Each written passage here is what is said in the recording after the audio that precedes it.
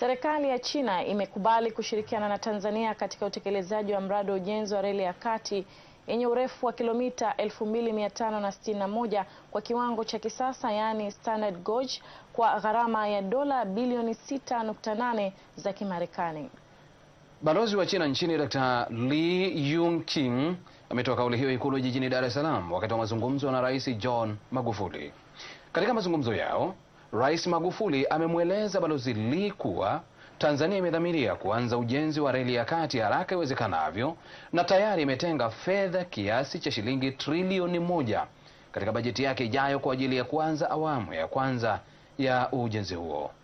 Kwa upande wake, Waziri wa Ujenzi, Uchukuzi na Mawasiliano Profesa Makame Mbarawa amesema kuwa hatua itakayofuata sasa ni kutangaza zabuni ya ujenzi wa reli hiyo kwa uwazi.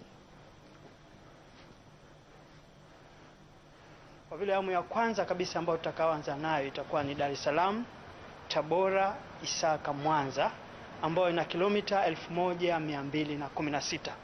Hatua inayofuata sasa, kwa sababu nataka kuwe na uwazi kwenye mchakato wote wa kuwapata wakandarasi, tumesema hatua ya kwanza ni kuitangaza. Baada ya kutangaza, makampuni yote ya China yataomba, tutampata mkandarasi ambaye ana uwezo mkubwa, na tunaamini tukifanya hivyo hata bei itakwenda chini. Aidha, Balozi Li Yunqing amepongeza juhudi zilizofanywa na Rais Magufuli pamoja na serikali yake kwa kujiandaa kikamilifu.